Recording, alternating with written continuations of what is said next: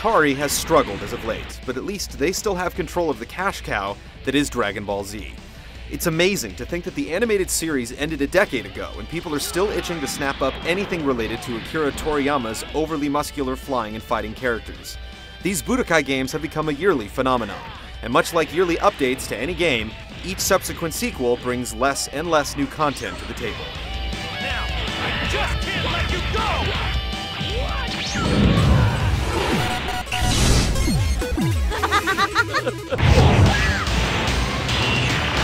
The story mode in Tenkaichi 3 follows the three Dragon Ball sagas, the original, Dragon Ball Z, and Dragon Ball GT.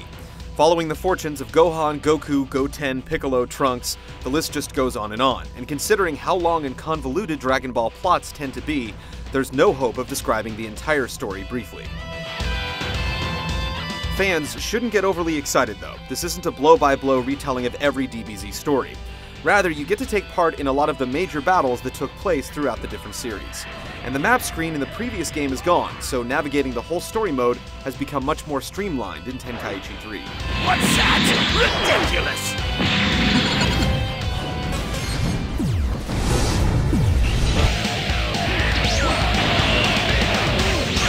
Tenkaichi 3 features the aforementioned story mode as well as single and multiplayer battles, a tournament mode, and perhaps most exciting, an online multiplayer setup on the Wii that's not featured in the PlayStation 2 version. But don't rush out to buy it just yet, Dragon Ball Nuts.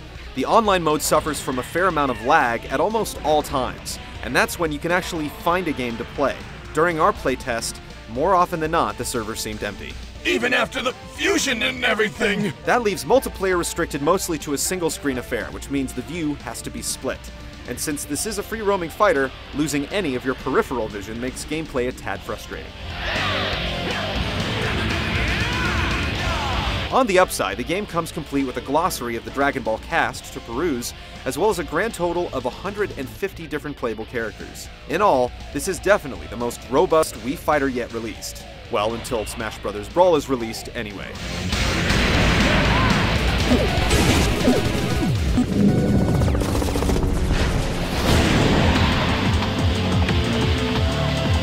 Enjoyment of this game will depend entirely on what players are looking for. If you just want the ability to beat the crap out of various Dragon Ball characters without having to invest a bunch of time into learning intricate special moves, then Tenkaichi 3 delivers. But if you're looking for a semi-serious fighter, this is definitely not the game for you. Dragon Ball is a button masher through and through. And forget playing it using the Wii Remote and nunchuck setup.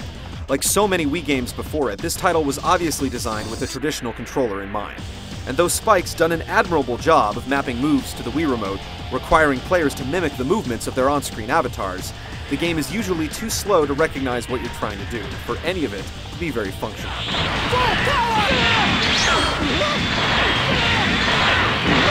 Battles usually take place in gigantic areas, and combos regularly knock your opponents back for miles. At this point, you'll want to jump into the air and fly at a blinding speed towards them, delivering a finishing blow. It's all very visceral and very Dragon Ball. Even though the fighting system is about as shallow as it gets, the game really delivers the feel of the series. And to fans, that's what's most important. If you don't give up your evil ways, I'll be here to stop you!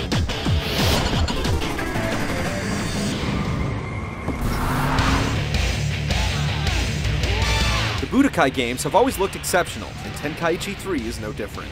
Cel-shaded graphics give the whole thing a cartoon look that accurately represents the animated series. So many times, animated characters translate to 3D really poorly, but Toriyama's designs never suffer from this.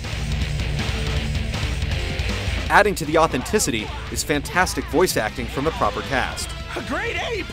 A great ape monster?! Although it sounds strange at first, during a lot of the story battles, various characters will call out from off-screen. Ridiculous! You don't stand a chance! When you get used to it though, it helps move the plot along nicely without breaking up the action too frequently. The production values in Tenkaichi 3 are great, and something we've come to expect from this series.